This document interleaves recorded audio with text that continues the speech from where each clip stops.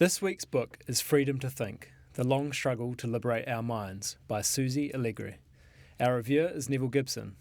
Neville, freedom is a hot button issue these days. How does this book fit into that topic more specifically? Well, the first half of it is basically a history of the freedom of thought and the movements, right from starting really in modern times at the Enlightenment and how people got to think for themselves against the wishes of the king who might arrest you or execute you, the church that might persecute you. And so that freedom of thought is traditionally what we thought of as freedom, which came up to the 20th century when you had the totalitarian systems and you had writings like George Orwell's 1984, Aldous Huxley's Brave New World written in the 30s, and looking forward to periods of totalitarianism, mind control and so on. So this is pretty interesting, that part of the book. How has the freedom of thought evolved? There's obviously a lot to get into there. Well, it has evolved in quite a lot of different ways where you've still got, like 2/3 to 3/4 of the Human Rights Commission in the UN are not functioning democracies. So you're pretty much faced with Europe, North America, Australia, New Zealand, of course, Japan and Korea as sort of functioning democracies. But this book is focused on British and American legal thinking. It's by a lawyer. She's grew up in the Isle of Man, studied at the University of Edinburgh and has been working in the field of human rights since the beginning and has become quite an accomplished lawyer working with Sir Geoffrey Robertson in London. Does that background or that working life colour the way that she's written this book at all, do you think? Oh, definitely, because she's done a lot of reading, but a lot of it, I've got to say, comes from newspaper stories and, some of them are pretty, I'm not saying they're wrong stories, but they're anecdotal,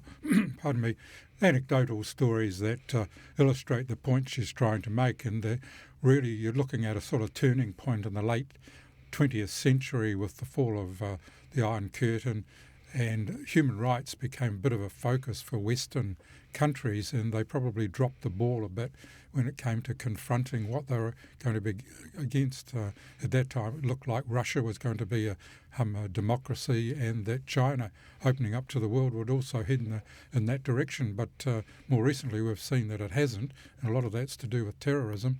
And so she's in a pretty dynamic area of the law, and she feels that in many ways it's a bit of a backlash against human rights and that it's probably been extended too far.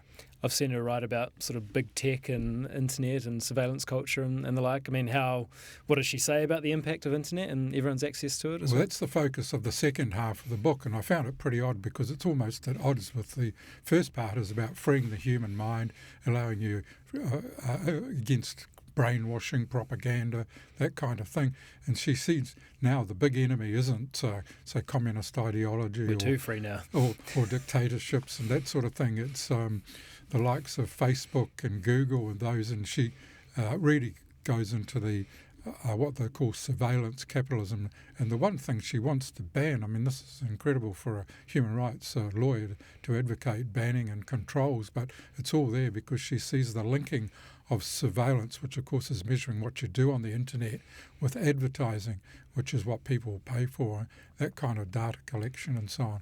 And that's really, if you're interested in this topic and are going along those lines, this is a book for you. But for other people, libertarians, you might say she's gone too far down that road.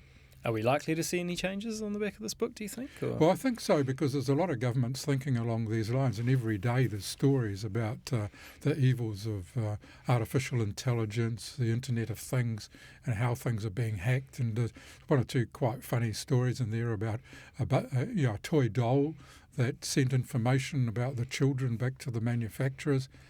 Obviously, that wasn't the purpose of the doll, but it's a side effect. Another was...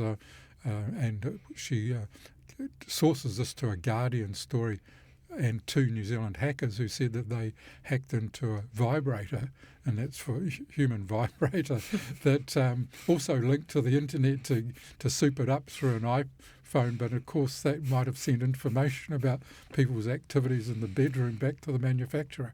So these are the kind of anecdotes she has in it. Neville, thanks very much for your time. It's a pleasure.